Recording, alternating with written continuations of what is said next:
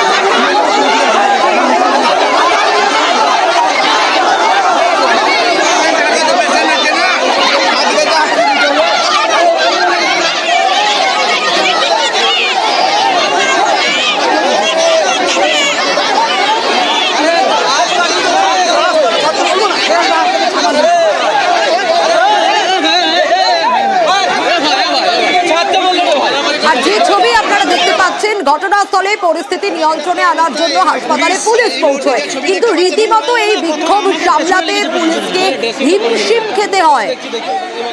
শুধু তাই নয়, এক পুলিশ কর্মী আহত পর্যন্ত হয় এই ঘটনায়। আরো বিস্তারিত সুপ্রতিম জানাতে পারবে। সুপ্রতিম, হাসপাতালে রোগী মৃত্যুর অভিযোগ এবং এরকম পরিস্থিতি, এখন কি অবস্থা তো জানতে চাইবই, কিন্তু এই ঘটনার সূত্রপাত কোথা থেকে, কি কি অভিযোগ উঠে আসছে? দেখো, এই ঘটনার সূত্র হচ্ছে একজন রোগিনী যে শুক্রবার দিন ঘটছিল এবং গতকাল তার অস্ত্রোপচার হয় বন্ধ্যাত্বকরণে। এরপর আজকে সকালে তার ছুটি দেওয়ার কথা ছিল, কিন্তু পরিবারের অভিযোগ হচ্ছে যে ভুল চিকিৎসার জন্য তাকে একটি ওষুধ দেওয়া হয় এবং তারপরে কিন্তু আজকে সকালে ওই রোগিনীর মৃত্যু হয়।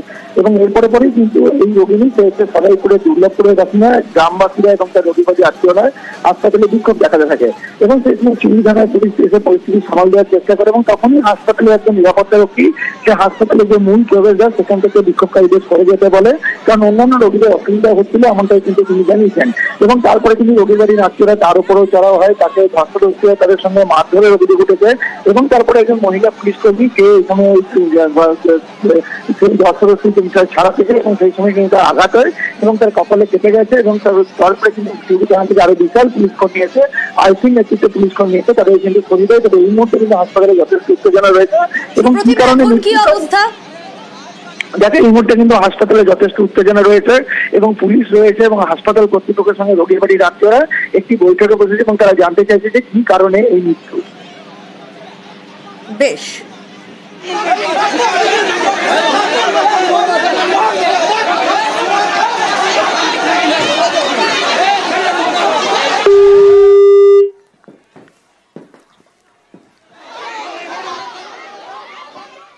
আর এবার আরো একটা ছবি দেখাবো। হ্যাঁ, এই ছবিটা দেখে কি মনে হচ্ছে দেখাবো অবশ্যই। রান্নার গ্যাস দেখতে পাচ্ছেন নিশ্চয়ই। হ্যাঁ, থরে থরে রান্নার গ্যাস সাজানো রয়েছে ঠিকই, কিন্তু এই গ্যাসগুলো দিয়ে রান্না হয় না।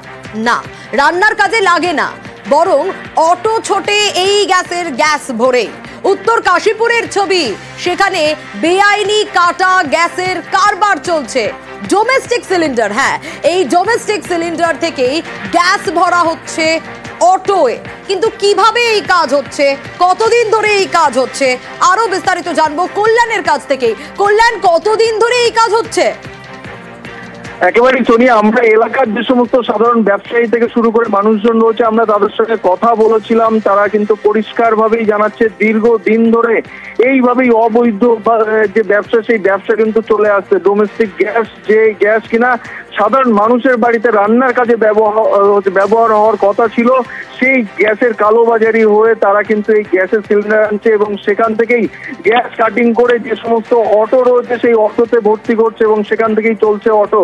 মূলত রাস্তার ওপরেই এই ব্যবসা রমরমিয়ে চললেও পুলিশ কেন এতদিন কোনো ব্যবস্থা নিল না, সেই দিকে যেমন প্রশ্ন উঠছে, তারই পাশাপাশি আরো প্রশ্ন উঠছে যে ঘন জনবসতিপূর্ণ এলাকায় যেভাবে এই গ্যাস কাটিং এর ব্যবসা চলছে, ফলে যদি কোনো রকম দুর্ঘটনা ঘটে যায় তাহলে জীবনহানির পর্যন্ত আশঙ্কা হতে পারে। তবে ইবির পক্ষ থেকে এদিন সোনপুর বাজারে যে অটো স্ট্যান্ড রয়েছে সেই অটো স্ট্যান্ডে মোট 2টি দোকান রয়েছে, সেই দোকানে গ্যাস কাটিং করে এই অবৈধ ব্যবসা চলছিল, সেখানে হানা দেয়। সেখানে হানা দিয়ে মোট 60টির মতন গ্যাস সিলিন্ডার উদ্ধার করেছে। তারই পাশাপাশি যে মেশিন দিয়ে এই গ্যাস অটোতে ভর্তি করা হতো সেই মেশিনও উদ্ধার করেছে। তারই পাশাপাশি একাধিক সরঞ্জাম কিন্তু পুলিশ উদ্ধার করে মোট 2জনকে আটক করে ঘটনার তদন্ত শুরু করেছে। তবে শুধুমাত্র সোনপুর নয়, সোনপুরের পাশাপাশি এই যে ভাঙড় ডিভিশনের একাধিক যে থানা রয়েছে, পোলেরহাট থানা, ভাঙড় থানা, চন্দনেশ্বর থানা সহ একাধিক থানা রয়েছে, সব থানা এলাকাতেই কিন্তু এই কাটিং গ্যাসের ব্যবসা চলে। তবে যে সমস্ত অটো চালকরা রয়েছে তারা কিন্তু এই বিষয় নিয়ে কার্যত সোচ্চার হয়েছে, কারণ ভাঙড় এলাকাতে কোনো রকম এই গ্যাসের পাম্প নেই। ফলে যে সমস্ত গ্যাস অটো চলছে সেই অটোগুলি কিভাবে চলবে সেই নিয়ে কিন্তু তারা প্রশ্ন করছে, কারণ এই কাটিং যে গ্যাসের ব্যবসা চলে সেখান থেকেই কিন্তু গ্যাস নিয়ে তারা অটো চালায় এবং যাত্রী পরিবহনের যে ব্যবস্থা। একেবারে অটো চালক কি বলছেন দেখি। সমস্যা মানে আমাদের এই রোডে তো 3-4 রোডের গাড়ি এখানে চলে, পাম্প যদি না হয় তাহলে আমরা কোথায় যাব? পাম্প নেই বলেই তো অবৈধভাবে ভরা হয়, তা না হলে আমরা কোথায় যাবো? এত 3-4 রোডের গাড়ি, যার জন্য এরা অবৈধভাবে একটা ব্যবসা করছিল। কত করে দিতে হতো 1 কেজিতে? 70 টাকা। আর এই গোটা ঘটনায় 2জনকে আটক করা হয়েছে। আমার ভাই এই গ্যাসের করে গাড়িতে গ্যাস লোড দেয়, ইনলিগাল, এটা জানা ছিল না। এটা জানা থাকলে ভালো হতো, স্যারেরা একবার যদি নোটিশ করতো যে এটা ইনলিগাল কাজ করা যাবে না, তাহলে আমাদের সুবিধা হতো। হঠাৎ ওনারা এসে সব তুলে নিয়ে যাচ্ছে, সব তো মানে ক্ষতির সম্মুখীন। আশেপাশে তো অনেকেই করে এটা, আমাদের এই 2-4 মাস হচ্ছে চলছে। স্বামী বিবেকানন্দের জন্মবার্ষিকীতে তুঙ্গে রাজনৈতিক তরজা, গেরুয়া ইস্যুতে সুর চড়ান শুভেন্দু অধিকারী, পাল্টা জবাব দিয়েছেন শশী পাজা। যারা গেরুয়াকে ঘৃণা করেন, যারা গেরুয়ার বিরুদ্ধে বলেন, যারা গেরুয়া রং দেখলেই জ্বলে ওঠেন, তারা স্বামী বিবেকানন্দের পথের পথিক হতে পারেন না। আজকে সনাতনীরা বিপন্ন, আর স্বামী বিবেকানন্দই বলেছিলেন, তুমি গর্ব করে বলো আমি হিন্দু। তিনি বলেছিলেন যে মানবতার ধর্ম কিংবা মানবের সেবার যে ধর্ম, সেটা আমরা যে ধর্মে তার চেয়েও উঁচু স্তরে। সেকুলারিজম নিয়েই বলেছেন, ধর্ম নিরপেক্ষতার কথা বলেছেন, সব ধর্মের মধ্যে দিয়ে সেবার কথা বলেছেন, মানব সেবার কথা বলেছেন। সেখানে যারা মিছিল ইত্যাদি সাজিয়েছেন স্বামীজির জন্মদিনেতে, তাহলে দুটোর মধ্যে ফারাক কেন, বিস্তার ফারাক কেন? এখনো সংশোধন করার সময় আছে, তারা সংশোধন করুন।